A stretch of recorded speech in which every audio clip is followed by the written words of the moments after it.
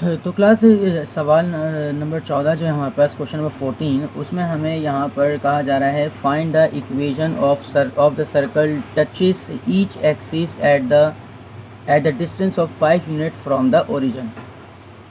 यानी एक सर्कल की इक्वेशन मालूम करें जो कि ईच एक्सिस को टच कर रही हो at the distance of 5 unit from the origin, यानी उसका ओरिजिन से जो फासला है वो 5 यूनिट के बराबर होना चाहिए। देखें सवाल इस क्लास में यहाँ पर इस बात को इस तरह समझाऊंगा आपको कि मिसाल के तौर पर हमारे पास अगर एक ग्राफ हम यहाँ पर लेते हैं, जैसे एक एक्स एक्सिस है, ये माइनस का एक्स एक्सिस है, ये पॉजिटिव वाई है, ये नेगेटिव वाई है, तो हमारे पास ये हमारा फर्स्ट क्वाड्रेंट कहलाता है, ये सेकंड क्वाड्रेंट कहलाता है, ये हमारा थर्ड क्वाड्रेंट होता है और ये हमारा फोर्थ क्वाड्रेंट होता है। ओके, इतनी बात तो आपको पहले से ही पता होगी। अब हमें यहाँ पर ये कहा जा रहा है कि ये जो एक पूरा सिर्फ सवाल तो एक है ये, लेकिन इसके अंदर 4 तरह के केसेस जो हैं वो छुपे हुए हैं। अगर हम पहले केस पर बात करें तो पहला केस हम फर्स्ट क्वाड्रेंट का समझ लेते हैं। देखिए मैंने आपके पास एक सर्कल बनाया है फर्स्ट क्वाड्रेंट के अंदर, अभी सिर्फ आप इसी को सपोज करें। तो अगर मैंने फर्स्ट क्वाड्रेंट के अंदर ये एक सर्कल बनाया हुआ है तो इसमें ओरिजिन से लेकर यहाँ तक का जो फासला है उन्होंने बताया हुआ है 5 यूनिट के बराबर। तो हम यहाँ पर लिख देते हैं 5, यानी यह आपके पास इतनी यहाँ से लेकर यहाँ तक का डिस्टेंस 5 है, जो कि आप समझ लीजिए आपके पास क्या है, ये रेडियस है। इसी तरह से ये ओरिजिन से लेकर इसके एक्स एक्सिस तक का फासला जो है वो भी साइड सी बात है रेडियस है, और वो भी किसके बराबर होगा, 5 यूनिट के बराबर होगा। इस तरह से जो ये सेंट्रल पॉइंट, इसका जो सेंटर है वो हमारे पास बन के आएगा 5 और 5,5 बनकर आएगा। यानी आपके पास मतलब ये हुआ कि फर्स्ट केस के अंदर, यानी फर्स्ट क्वाड्रेंट के अंदर अगर कंडीशन इस तरह की है कि वो सर्कल टच करता है ईच एक्सिस को at a distance of 5 unit, तो हमारे पास सेंटर बनेगा 5 और हमारे पास जो रेडियस बनेगा वो ये वाला भी 5 रेडियस कहलाएगा और ये भी रेडियस क्या कहलाएगा, 5 कहलाएगा। इसी तरह से अगर हम बात करते हैं सेकंड क्वाड्रेंट पर, तो क्लास सेकंड क्वाड्रेंट पे बात कुछ इस तरह से होगी कि रेडियस जो है, देखो अगर रेडियस हम यहाँ से देखें, सेंटर से लेकर यहाँ तक का डिस्टेंस रेडियस होता है, यहाँ से लेकर यहाँ तक का डिस्टेंस रेडियस होता है, तो आपके पास रेडियस तो इस सर्कल का भी क्या रहेगा, ये 5 ही रहेगा, लेकिन जो सेंटर पॉइंट है वो हमारे पास चेंज हो जाएगा। वो चेंज इसलिए हो जाएगा कि देखें यहाँ पर सेकंड क्वाड्रेंट के अंदर ये जो x की वैल्यू होती है वो नेगेटिव होती है और y की वैल्यू जो है वो पॉजिटिव होती है। तो जो सेंटर बनेगा वो बनेगा -5,5 और ये जो रेडियस है वो हमारे पास सेम रहेगा। इस तरह से अगर हम तीसरा केस देखें, यानी थर्ड क्वाड्रेंट बात करें, तो थर्ड क्वाड्रेंट के अंदर वही रेडियस की तो कंडीशन वही रहेगी कि रेडियस आपके पास 5 के बराबर है, लेकिन ये जो सेंटर है आपका, सेंटर पे क्या होगा, सेंटर जो है आपके पास बनेगा -5 एंड -5, दोनों -5 इसलिए बनेंगे क्योंकि देखें ये जो सेंटर आ रहा है आपके पास कौन से एक्सिस में, यहाँ पर देखें ये एक्स जो है नेगेटिव है और वाई भी यहाँ पर क्या है, नेगेटिव है, तो एक्स की वैल्यू भी नेगेटिव लेंगे, वाई की वैल्यू भी नेगेटिव लेंगे। अब बात करते हैं चौथे केस पर, रेडियस वही 5 रहेगा। अब चौथे क्वाड्रेंट की बात करें, यानी चौथे केस की हम बात करें, तो इसमें आपके पास आर की वैल्यू तो बिल्कुल सेम रहेगी।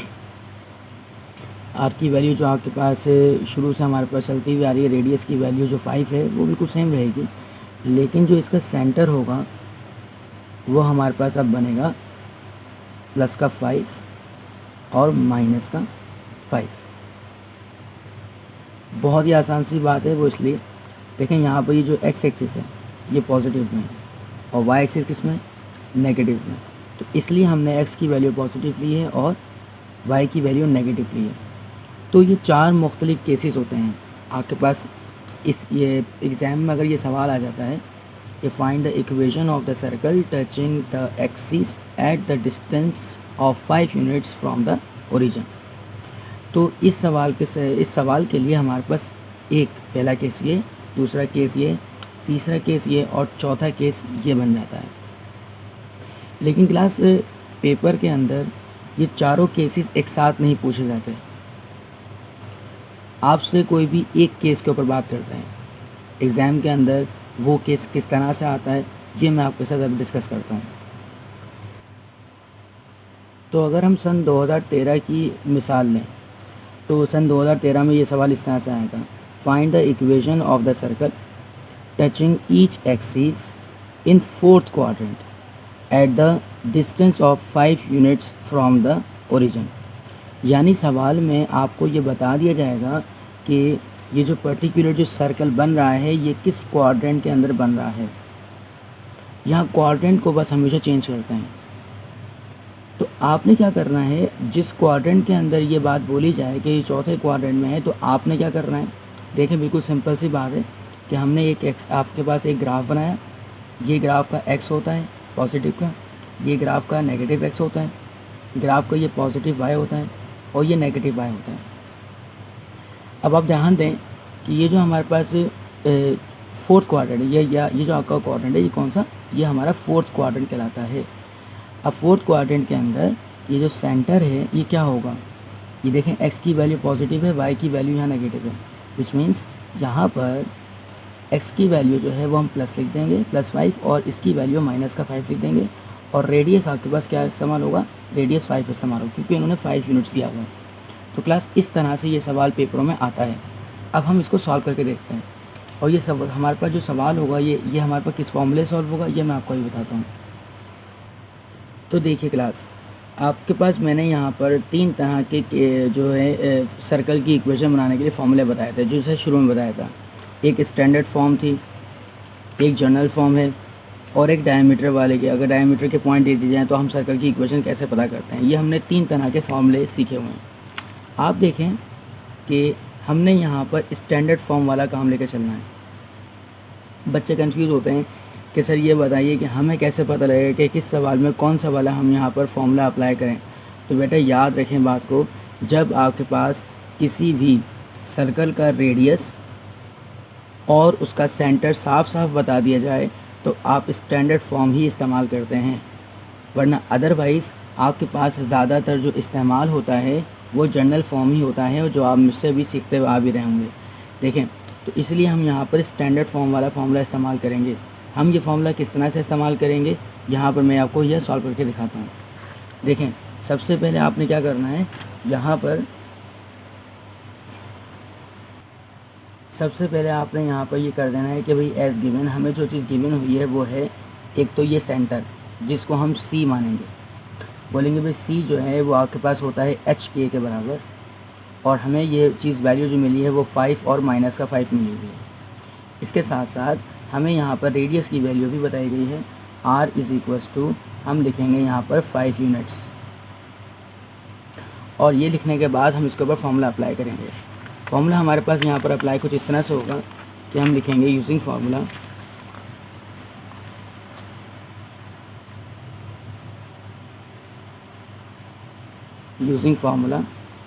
और फार्मूला हमारे पास होता है x माइनस का h का whole square plus y minus k का whole square equal to r²। अब आपके पास h और k की जो वैल्यूज़ हैं वो हमारे पास, मैं अभी यहाँ पर मेंशन कर लेता हूँ कि हमारे पास h और k की वैल्यू गिवन है 5 और -5, और इसके अलावा रेडियस जो गिवन है हमें 5 गिवन है। तो हम यहाँ वैल्यूज़ को पुट कर देते हैं, x लिखकर माइनस लगाएं, h की जगह पर 5 पुट करवाएंगे, y की जगह पर हम यहाँ k की जगह पर हम यहाँ -5 लिखा हुआ है और ये पहले से ही माइनस है, तो डायरेक्टली माइनस हम प्लस करके ऊपर स्क्वायर लगा देंगे। r की जगह पर हम यहाँ पर 5 लिखकर ऊपर होल स्क्वायर लगा देंगे। इनको हम सिंप्लीफाइड करेंगे, यहाँ पर a माइनस b का होल स्क्वायर लगेगा, यानी a का स्क्वायर माइनस का 2ab प्लस b स्क्वायर यानी 5 का स्क्वायर। ये हमारा इस पर फॉर्मूला लग गया माइनस का, फिर प्लस लगाकर हमने इस पर a प्लस b का फॉर्मूला लगाना है, विच मीन्स a का square plus 2ab then plus b square. आपके पास यहाँ पर मज़ीद इक्वल टू लगा के हमने 5 5 25 कर देना है इसको। मज़ीद सवाल ऐसे चलेगा कि हम इसको सिंप्लीफाइड करेंगे कि ये x² बन जाएगा, ये माइनस का 2 5 10x बन जाएगा, ये प्लस का 25 बनेगा। इसी तरह से प्लस करके ये y² बन जाएगा प्लस 10y प्लस का 25 देन इक्वल टू 25। अब हम इसको बिल्कुल अरेंज कर देंगे और इसको जैसे हमने पहले भी सीखा कि एक्स स्क्वायर की वैल्यू पहले होना चाहिए, इसके बाद वाई स्क्वायर वाला आना चाहिए, यानी स्क्वायर स्क्वायर वाले पहले लिखेंगे, फिर इसके बाद हमने यहाँ पर माइनस का 10x लगाना है, फिर y की वैल्यू लिखनी है 10y, ये आपके पास 25 और ये 25 आपको प्लस करेंगे तो ये 50 बन जाएगा। ये 25 यहाँ बाहर पड़ा हुआ है, इसको अंदर लेके आएंगे तो ये माइनस का 25 हो जाएगा। लास्ट आंसर हमारा बनता है x square y square minus 10x plus 10y और इनको माइनस करवाने पर बचेगा प्लस का 25 इक्वल टू 0। तो क्लास ये हमारा इस सवाल का आंसर हो गया। बस इस सवाल में हमने यहाँ पर ये चीज़ सीखी कि वो सिर्फ क्वाड्रेंट को चेंज कर देंगे, बाकी आपके पास सवाल बिल्कुल हर एक सवाल इसी तरह से सॉल्व होगा, भले वो कोई भी क्वाड्रेंट दे दें। आपने बस एच और के का पता लगाना है कि उसका सेंटर क्या है, और फिर रेडियस तो आपको पता है, रेडियस भी हमें दिया हुआ होगा, हमने ये फॉर्मूला लगाना है और सारे सवालों को सॉल्व करना होता है। अब हम अपने नेक्स्ट क्वेश्चन की तरफ चलते हैं। अब क्लास हमारे पास जो क्वेश्चन नंबर 15, 16 और 17 जो है वो हम स्किप कर रहे हैं। वजह इसकी ये है कि वो एग्ज़ाम के लिए इतने इम्पॉर्टेंट नहीं है। अब हम क्वेश्चन नंबर 18 को यहाँ पर करने जा रहे हैं। लिखा find the equation of the circle containing the points -1 and 3 1 and the line x - y + 10 equal to 0 passing through the centre of the circle. और मैंने यहाँ पर कुछ ईयर्स लिखे हैं, आप देखें यहाँ पर इतने सारे ईयर्स के अंदर ये सवाल इन्हीं वैल्यूज़ के साथ बार बार रिपीट हुआ है। तो हम यहाँ पर पहले सवाल को सही तरीके से लेकर चलते हैं कि इसमें हमें क्या क्या चीज़ें दी जा रही हैं और क्या क्या चीज़ें यहाँ पर हमें किस तरह से लेकर चल रही हैं। देखें, ये पहले तो इक्वेशन ऑफ सर्कल हमें मालूम करनी है, जिसमें ये 2 पॉइंट उस इक्वेशन ऑफ अ सर्कल के ऊपर लाया करते हैं। और ये जो आपके पास एक लाइन उन्होंने गिवन की है x - y + 10 इक्वल टू 0, ये गुजर रही है, पास हो रही है किसमें से, सेंटर ऑफ द सर्कल में से। मैंने यहाँ पर एक सर्कल आपके पास ड्रॉ किया है। इसके अंदर सबसे पहले मैं यहाँ पर एक लाइन ड्रॉ करके दिखाता हूँ आपको कि ये सेंटर में से, ये जो सेंटर है आपके पास, इससे एक लाइन ड्रॉ करते हैं। जैसे यहाँ पर एक लाइन अगर ड्रॉ की जाए तो ये जो लाइन है वो इक्वेशन है, यानी x - y + का 10 इक्वल टू 0। और ये जो आपके पास लाइन है ये आप देख रहे होंगे किस में से गुजर रही है, ये पॉइंट सेंटर कहलाता है। और हमारे पास सेंटर जो होता है वो होता है -g और -f। वैसे तो ये सवाल वो hk भी होता है, ठीक है, लेकिन हम यहाँ पर जनरल फॉर्म वाला सवाल, general form of the equation के ज़रिए सवाल ये कर रहे हैं, तो इसलिए हम यहाँ पर सेंटर को क्या बोलेंगे, -g और -f। सवाल के अंदर हमें ये बात ही बताई जा रही है कि ये जो पूरा का पूरा सर्कल है ये 2 पॉइंट में से गुजर रहा है। अब आपके पास कोई भी हम 2 पॉइंट बना लेते हैं। एक पॉइंट हमने यहाँ बना लिया ए पॉइंट, ठीक है, वो ए पॉइंट आपके पास है -1 -1, तो हम यहाँ पर ले लेते हैं कि ये पॉइंट -1 और -1 है। और एक और पॉइंट ले लेते हैं, ये जो 3 1 दिया हुआ है, हम यहाँ पर एक पॉइंट और बना लेते हैं कि भाई ये बी पॉइंट है जो कि क्या है आपके पास 3 और 1 है। तो इसका मतलब ये हुआ कि हमारा एक सर्कल है, 2 पॉइंट इसमें मौजूद हैं जिसको बुलाया करता है, और ये जो एक लाइन है, इक्वेशन है x - y + 10 इक्वल टू 0, ये इस सेंटर में से गुजर रही है। ये कुछ बातें इसके अंदर बताई गई हैं। इस सवाल को हम हल किस तरह से करेंगे, क्या क्या चीज़ें इसमें लेकर चलेंगे, आइए शुरू करते हैं इसको। सबसे पहले तो आपने उसी फॉर्मल तरीके से लिख देना है कि let the required equation of the circle be, और वो लिखेंगे x स्क्वायर प्लस का y स्क्वायर प्लस का 2gx प्लस का 2fy प्लस का c इक्वल टू 0, और इसको इक्वेशन नंबर ए का नाम देते हैं। ये हमारी मेन इक्वेशन है। अब हमने यहाँ पर ये बात लिखनी है कि सिंस द पॉइंट्स, वो जो 2 पॉइंट्स हैं हमारे पास, जैसे एक ए पॉइंट है जिसकी वैल्यू -1 और -1 है, and B 3 1 passing through the circle, ये सर्कल से क्या हो रहे हैं, पास हो रहे हैं। और आप जब भी कोई पॉइंट किसी सर्कल में से पास होता है तो फिर हम उस पॉइंट को इस इक्वेशन के अंदर पुट करवा के हम इक्वेशंस को जनरेट करते हैं। यानी हम यहाँ लिखेंगे फॉर ए पॉइंट जो कि -1 और -1 है, इसको पुट करवा देंगे, पुट इन इक्वेशन नंबर ए, ताकि हमारे पास एक इक्वेशन बन जाए। हमने इक्वेशन नंबर ए सामने यहाँ लिखी, x की जगह पर -1 और y की जगह पर -1 रखना है।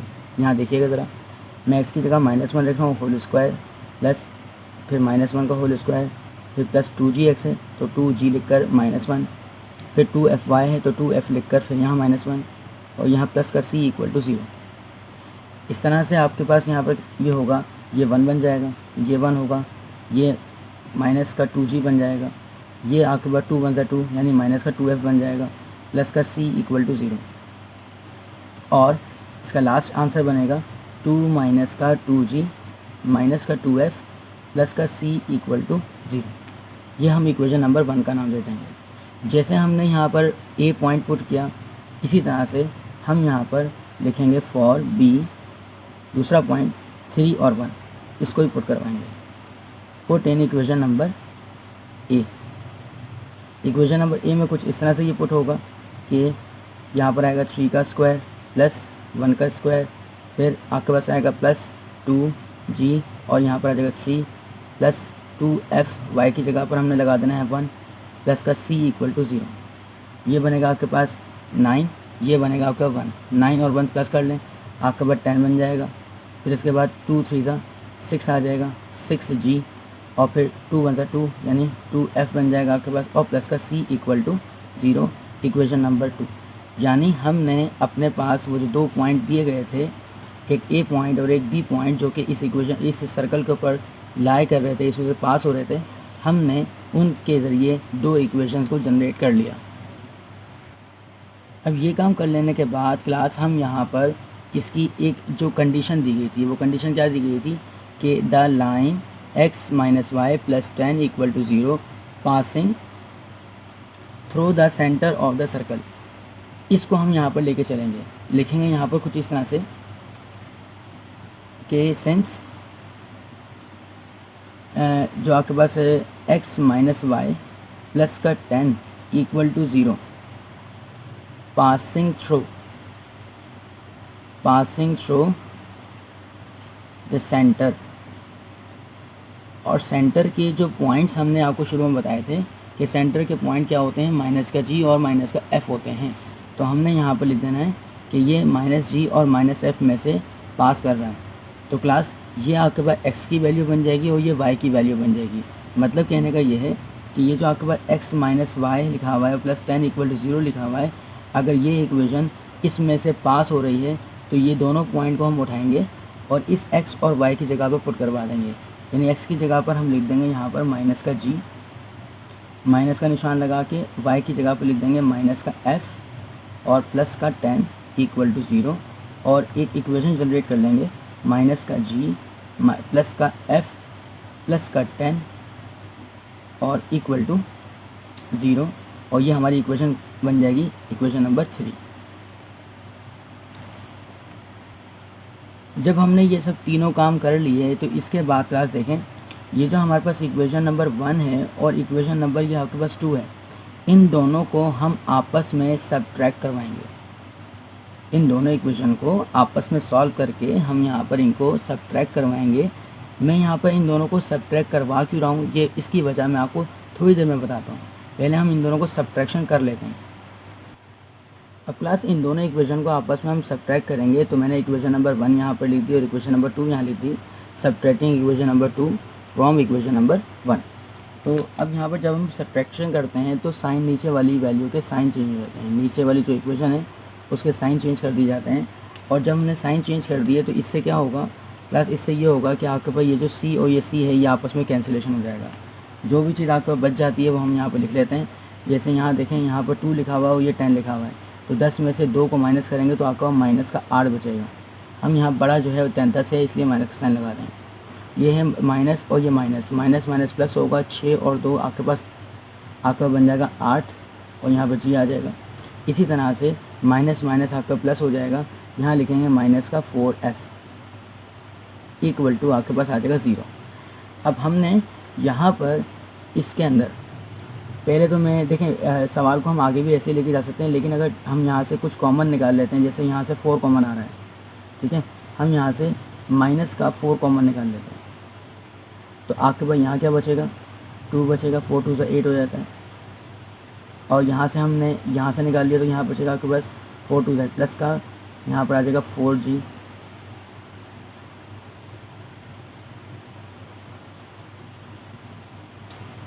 फिर उसके बाद आपने माइनस यहाँ से पूरा 4 कॉमन निकालिए तो आपको बचेगा यहाँ पर प्लस का f इक्वल टू 0। ये 4 वहाँ ले जाके ख़त्म कर दें तो क्या बनेगा 2 प्लस का 2G प्लस का f इक्वल टू 0। ये जो आपके पास इक्वेशन बन के आई है, इस इक्वेशन को हम यहाँ पर एक नया नाम दे देंगे। हमारे पास इक्वेशन का जो बन चुके हैं वो हमारे पास 3 इक्वेशंस बन चुकी हैं। ये हमारे पास कौन सी इक्वेशन होगी, ये हमारे पास इक्वेशन नंबर 4 होगी। अब क्लास ये समझिएगा कि मैंने यहाँ पर इन दोनों को सब्ट्रैक्शन क्यों किया। देखें, वजह सिर्फ़ और सिर्फ इसकी ये है कि मैंने सब्ट्रैक्शन करके यहाँ से c को ख़त्म करने की कोशिश करी है, क्योंकि जब हमने c यहाँ से ख़त्म किया ना तो आप देखें हमारे पास एक जो नई इक्वेशन बन के आई है उसके अंदर g और f नज़र आ रहा है, सिर्फ़ और सिर्फ g और f। और हमारे पास जो पहले इन्होंने ये इक्वेशन दी थी, यहाँ पर देखें जो इक्वेशन नंबर 3 बनाई थी, उस इक्वेशन नंबर 3 में भी क्या नज़र आ रहा है, सिर्फ और सिर्फ g और आपके पास f नज़र आ रहा है। तो हमने क्या करना होगा, तीसरी इक्वेशन और चौथी इक्वेशन को यहाँ पर सॉल्व करके g और f की वैल्यू को फाइंड आउट कर लेना है। हमने c को कट किया तब जाके ये सिचुएशन यहाँ पर हमारे पास बन के आई है, और c को कट करने के लिए ही मैंने क्या किया, यहाँ पर सब्ट्रैक्शन करा आपको ताकि c ख़त्म हो जाए। अब हमने यहाँ पर इक्वेशन नंबर 3 और इक्वेशन नंबर 4 को आपस में सॉल्व करके हमने यहाँ पर g और f की वैल्यू निकालनी है, क्योंकि हमारा मकसद क्लास क्या होता है, जब भी सर्कल की इक्वेशन हम फाइंड आउट करने जाते हैं तो उसमें हमें g, f और c की वैल्यू चाहिए होती है। वो तीनों वैल्यूज़ हमें मिल जाएँ तो उसके बाद हम सवाल में पुट करते हैं और हमारा आंसर आ जाता है। तो देखें मैंने यहाँ पर क्या कर रहा हूँ, मैंने लिखा फ्रॉम इक्वेशन नंबर 4, यानी चौथी इक्वेशन के मुताबिक यहाँ से आपकी मर्ज़ी, आप किसी की भी वैल्यू निकाल लें। जैसे आपके पास चौथी इक्वेशन में लिखा हुआ प्लस का 2G और प्लस का f यहाँ पर इक्वल टू 0 आ रहा है, और यहाँ से हम अगर f की वैल्यू निकाल लेते हैं तो ये दोनों फिगर वहाँ चली जाएंगी, तो बन जाएंगी माइनस का 2 और माइनस का 2G बन जाएगा ये। अब ये इस चीज़ को हमने f is equal to minus का 2G और माइनस का 2 माइनस 2G को उठा कर पुट करना है, इसको ले जा के हमें पुट करना है इक्वेशन नंबर 3 के अंदर। Put f is equal to minus का 2 माइनस 2G इन इक्वेशन नंबर 3। और इक्वेशन नंबर 3 हमारे पास जो शो हो रही है वो इक्वेशन नंबर 3 कुछ इस तरह की है कि आगे लिखा हुआ था -g plus f plus 10 equal to 0, -g plus f plus 10 equal to 0। So class यहाँ पर हमने करा -g एज इट इज़ आ जाएगा, यहाँ प्लस आएगा, f की जगह पर हमने रखना है माइनस का 2 और माइनस का 2G और प्लस का 10 इक्वल टू 0। इसको हम सॉल्व कर लेते हैं, माइनस का g ये आ जाएगा और ये माइनस का 2 हो जाएगा, ये माइनस का 2G बनेगा और ये प्लस का 10 है। पहले मैंने ये साइन प्लस का था, मैंने इसको मल्टीप्लाई करवाया। अब देखें ये माइनस का g है और ये माइनस का 2G है, ये बनेगा माइनस का 3G। ये 10 है, 10 में से 2 माइनस करवाएं, पॉजिटिव का 8 बचता है, तो ये पॉजिटिव का 8 इक्वल के उस साइड पे लेके जाएंगे तो ये बनेगा आपके पास नेगेटिव का 8। यहाँ पर हम लगाएंगे g is equals to minus का 8 अपॉन माइनस का 3, माइनस से ये माइनस कैंसिल हो रहा है तो आपका बच जाता है g is equals to 8 upon 3। बिल्कुल इसी तरह से जब हमने यहाँ पर g की वैल्यू निकाल ली, अब हमारे पास g की वैल्यू आ चुकी है, हमने पुट करवाना है g की वैल्यू 8 अपॉन 3 को इन इक्वेशन नंबर, आप 3 में पुट करवा लें, आप 4 में पुट करवा लें, आपकी मर्ज़ी है।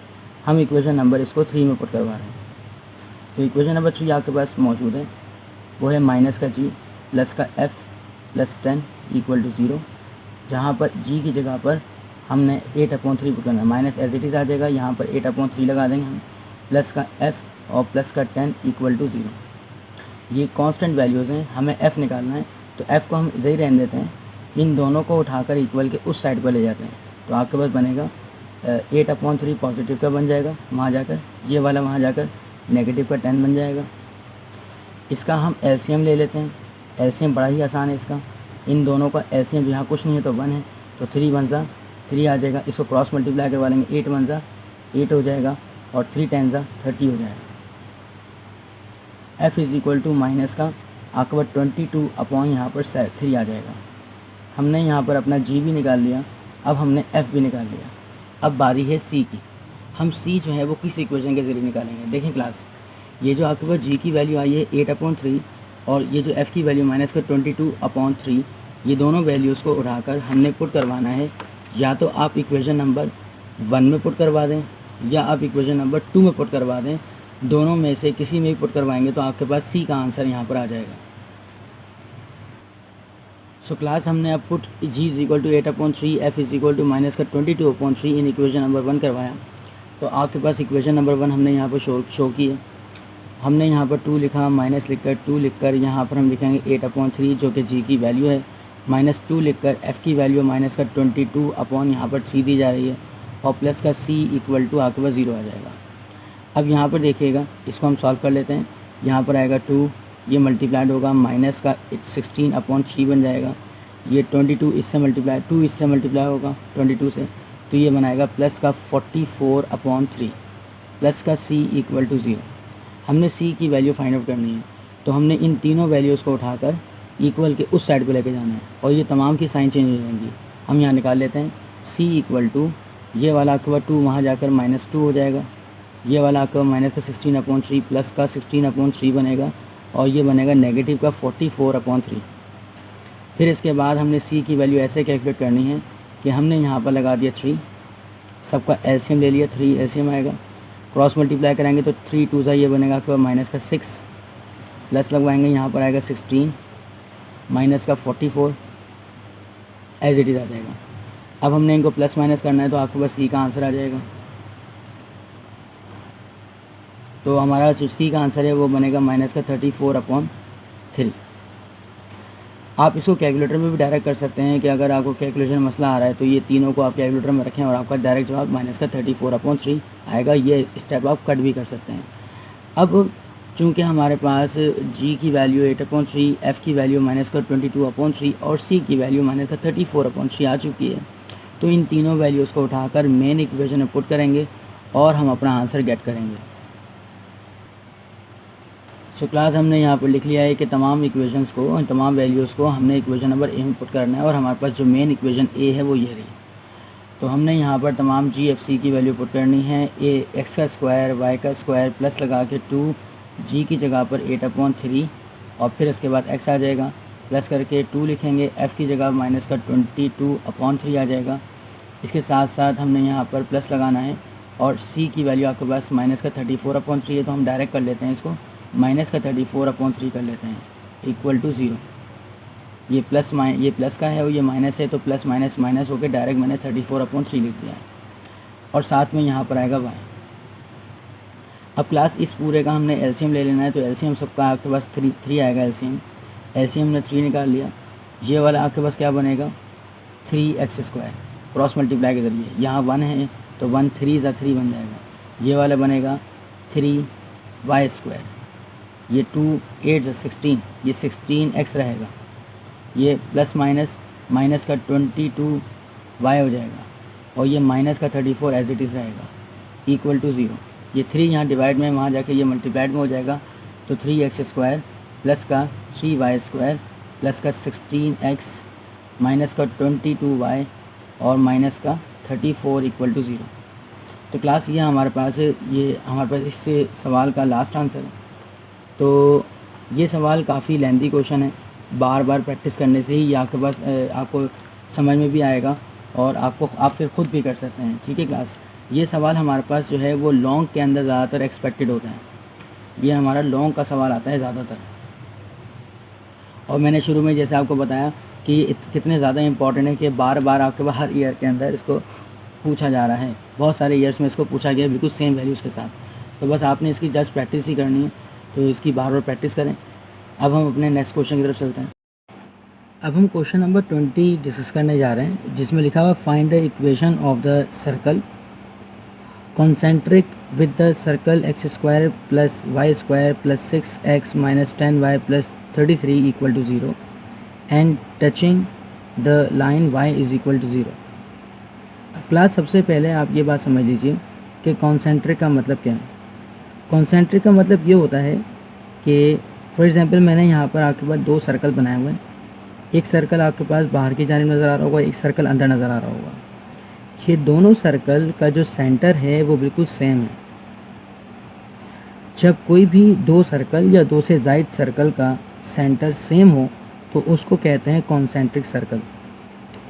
तो यहाँ सवाल में ये लिखा हुआ है कि find the equation of the circle, यानी उस सर्कल की इक्वेशन मालूम करके बताइए जो कि कॉन्सेंट्रिक है with the circle this one, यानी एक सर्कल की इक्वेशन आपको गिवन की गई है। ये जो गिवन इक्वेशन है ये अंदर वाले सर्कल की इक्वेशन है और हमें जो फाइंड आउट करनी है वो बाहर वाले सर्कल की इक्वेशन फाइंड आउट करनी है। लिखा हुआ है ना कि find the equation of this circle concentric with the circle, तो इसका मतलब ये जो बाहर वाला सर्कल है ये हमारा रिक्वायर्ड सर्कल है। हम लिख लेते हैं ये हमारा रिक्वायर्ड है, और ये जो अंदर वाला सर्कल है ये हमें सर्कल जो है वो गिवन दिया हुआ है एज अ इक्वेशन पे। तो इन दोनों का जो सेंटर है वो बिल्कुल क्या है, दोनों का सेंटर बिल्कुल सेम है, जो कि कॉन्सेंट्रिक का मतलब होता है। और आगे ये लिखा हुआ है कि वो सर्कल जो हमें मालूम करना है वो टचिंग करता है the line y is equal to 0। तो class y is equal to 0 का मतलब होता है कि वो जो हमारा सर्कल है वो x एक्सिस पर लाई करता है, यानी x एक्सिस को टच करता है। और अगर यहाँ पर ये लिखा होता कि x इक्वल टू 0, इसका मतलब हमारा सर्कल जो है वो y एक्सिस को टच कर रहा होता है।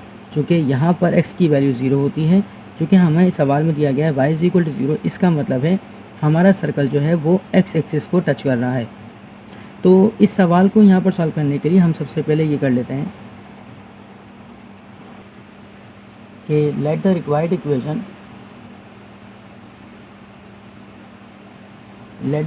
Equation of the circle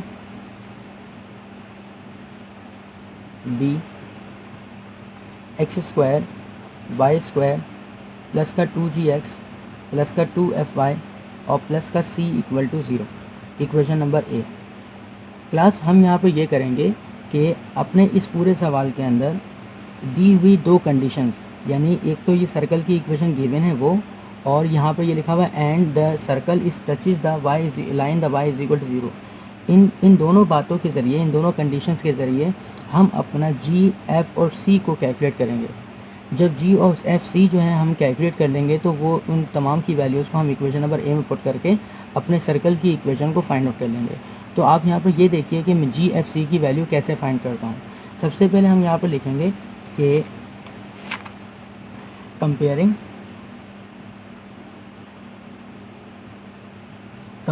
the equation number A from the given equation, और गिवन इक्वेशन हमारे पास है x square y square plus का 6x माइनस का 10y और प्लस का 33 इक्वल टू 0। इसको कंपेयर करने के बाद हम यहाँ से g, f और c की जो वैल्यू इसमें से निकलती हैं वो निकाल लेंगे। जैसे क्लास देखें, ये जो x, ये 6x है, इसको कंपेयर करेंगे 2gx के साथ, तो बनेगा 2g और इक्वल टू 6, फिर यहाँ पर माइनस का 10 equal to 2f equals to minus का 10, ये 2f is equal to minus 10 और c इक्वल टू बनेगा 33। यहाँ से g की वैल्यू निकाल लें जो कि आपके पास यहाँ निकलेगी 3।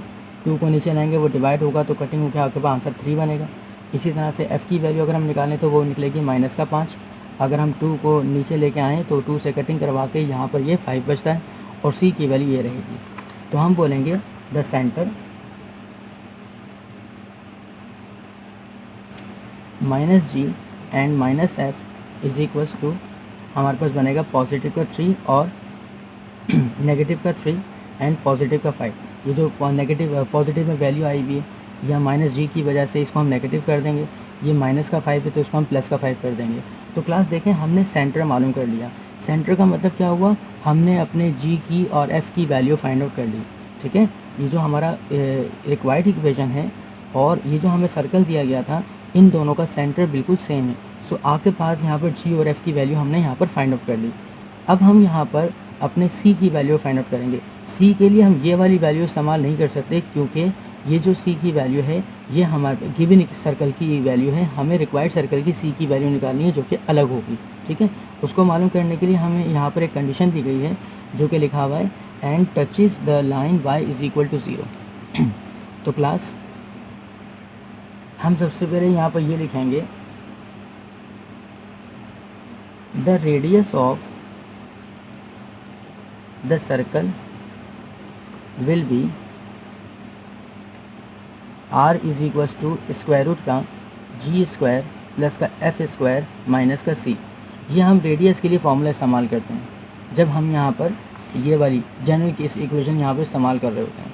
तो क्लास इस रेडियस का यहाँ पर क्या काम है, अब यहाँ पर आप ये देखें कि बिकॉज द रिक्वायर्ड इक्वेशन या रिक्वायर्ड सर्कल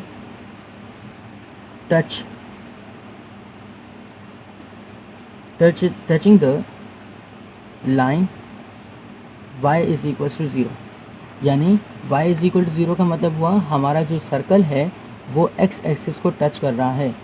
अगर हमारा सर्कल x एक्सिस को टच करता है तो ये बात आपको याद कर लेनी है कि वहाँ पर रेडियस की जो इक्वेशन होती है या रेडियस की जो वैल्यू होती है वो आपके पास -f के बराबर होती है।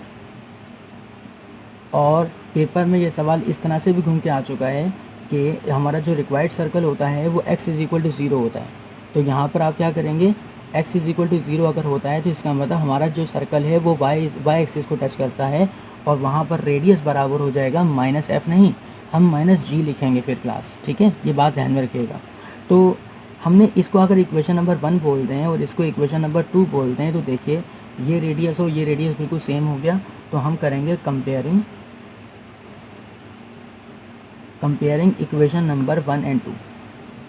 इक्वेशन नंबर 1 एंड 2 कंपेयर करने का मकसद ये होता है कि यहाँ से रेडियस और रेडियस कैंसिलेशन हो जाएगा, ये जो चीज़ है ये इसके बराबर हो जाएगी, यानी स्क्वायर रूट का g square f square minus का c बराबर हो जाएगा माइनस के f के बराबर। अब हम यहाँ से स्क्वायरिंग ऑन बोथ साइड कर लेते हैं।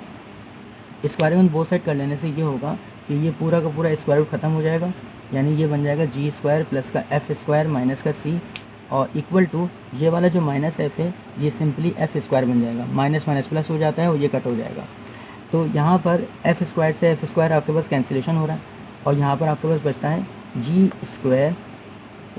स्क्वायर माइनस का c इक्वल टू 0। और अगर c को हम अलग कर लें तो बच जाता है आपके पास g स्क्वायर, मतलब माइनस का c है वहाँ जाकर ये प्लस का c हो जाएगा और आपके पास c is equal to g square बचेगा। और क्लास आपको सवाल के अंदर g की वैल्यू बताई गई है, देखिए ज़रा हमने g की वैल्यू पहले से ही निकाल के रखी है। यहाँ पर g की वैल्यू 3 है, तो हम यहाँ पर क्या करना है, g की जगह पर 3 पुट कर लेना है।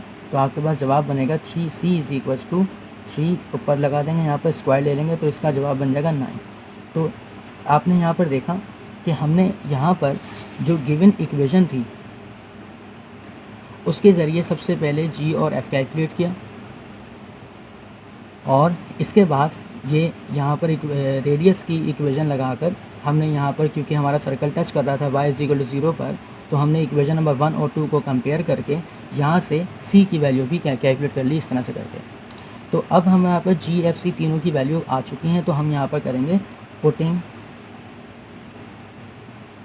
g इज़ इक्वल टू हमारे पास 3 आया है, f is equal to minus का 5 है and c is equal to 9 in equation number A main equation. तो हमारे पास रिक्वायर्ड इक्वेशन बन जाएगी। आइए हम इसको पुट कर लेते हैं। अब वैल्यूज़ इस तरह से पुट होंगी कि एक्स स्क्वायर प्लस का वाई स्क्वायर प्लस लिखकर 2g की जगह पर हम 3 लिख देंगे, एक्स ऐसे ही लगा देंगे, प्लस करके 2 लिखेंगे, f की जगह माइनस का 5 आ जाएगा, फिर y आएगा, फिर प्लस का यहाँ पर आ जाएगा आपके पास 9 इक्वल टू 0 और फिर हम इसको सिंप्लीफाइड कर लेंगे, x square y square plus का 6x 2 3 6x और माइनस 2 5 10y और प्लस का 9 इक्वल टू 0। ये हमारे पास रिक्वायर्ड इक्वेशन है सर्कल की जो हमें मालूम करना था। अब सवाल हम क्लास हम अपने अगले क्वेश्चन की तरफ चलते हैं। तो क्लास अगला सवाल हम यहाँ पर देख लेते हैं। देखें ये सवाल बिल्कुल वैसा ही है क्योंकि ये तो कराने के काबिल भी नहीं। लिखा हुआ है find the equation of the circle concentric with the circle x square plus y square plus का 6x माइनस का 10y प्लस का 33 equal to 0 and touching the y axis. और जो हमने सवाल अटैम्प्ट किया है उसमें लिखा हुआ था y इज़ इक्वल टू 0। तो देखिए ये सवाल बिल्कुल सेम है, बस इसमें वाई एक्सिस लिख दिया है और जो हमारा जो सवाल था उसमें y इज इक्वल टू 0 लिखा हुआ था। तो बात दोनों में क्या है, आपके पास यहाँ सेम है, बस सिर्फ और सिर्फ क्या कर दिया है, ये एक्सिस को चेंज कर दिया है। यानी अगर आपके पास y एक्सिस के ऊपर बात आ जाती है तो हमें सिर्फ चेंजिंग कहाँ पर करनी है, y एक्सिस का मतलब है कि ये जो मैं आपको थोड़ी देर पहले बता रहा था, बात यहाँ पर सीधी सी ये है कि हम ज़रा दोबारा देख लेते हैं कि देखें ये जो सर्कल बना हुआ है आपके पास, अभी ये आपके पास x एक्सिस पर टकरा रहा है, ठीक है। यानी ये y इज़ इक्वल टू 0 बोला हुआ, इसका मतलब x एक्सिस पर ये चीज़ कट हो रही है, टकरा रहा है। और हमने ये जो सवाल हमें दिया गया है उसमें क्या कहा जा रहा है कि यही वाला सर्कल जो है ये इस मरतबा ये वाले एक्सिस यानी y एक्सिस पर टकरा रहा है। हमें सवाल में चेंजिंग कहाँ पर करनी होगी, बस सिर्फ इस जगह पर। देखें यहाँ मैंने लिखा हुआ है कि because the required equation circle touching the line y is equal to 0, आपने लिख देना है x इज़ इक्वल टू 0 या y एक्सिस, और r इज़ इक्वल टू मैंने यहाँ पर -f कर दिया है और आपने कर देना है r is equal to -g। फिर इक्वेशन नंबर 1 और 2 दोबारा से कंपैरिजन जब होंगी तो यहाँ पर ये चीज़ बिल्कुल सेम आएगी और यहाँ पर -g आ जाएगा। फिर आपने क्या करना है, स्क्वायरिंग ऑन बोथ साइड करेंगे तो यहाँ पर g² बन जाएगा। g² से g² कैंसिल करेंगे तो आपके पास यहाँ बचेगा f² माइनस का c इक्वल टू 0। यहाँ मैंने g की वैल्यू पुट की है, आपने क्या करना होगा, आपने उस सवाल में f की वैल्यू -5 पुट करवाएंगे और आपने यहाँ पर c का आंसर निकाल लेना होगा और फिर पुटिंग करवा के हमने मेन इक्वेशन a के अंदर सारी वैल्यूज़ को पुट करना होगा। तो कोई हार्ड एंड फास्ट सवाल नहीं है, बस सिर्फ और सिर्फ उन्होंने क्या कर दिया है, एक्सिस को चेंज कर दिया और कुछ नहीं है।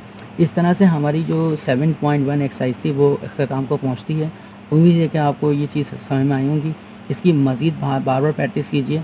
मैंने आपको पेपर के पॉइंट ऑफ व्यू से जो बड़े अहम सवालात हैं वही मैंने आपके साथ डिस्कस किए हैं और कोई दूसरे सवाल डिस्कस नहीं किए हैं। आप यही भी सवालात कर लेते हैं तो आप अपने अच्छे तरीके से सवाल को अटैम्प्ट कर पाएंगे। तो इंशाल्लाह हम किसी दूसरी वीडियो के साथ या दूसरे इसकी एक्सरसाइज के साथ फिर मिलते हैं। अब तक के लिए इतना ही। अल्लाह हाफ़िज़। अल्लाह ने के बाद।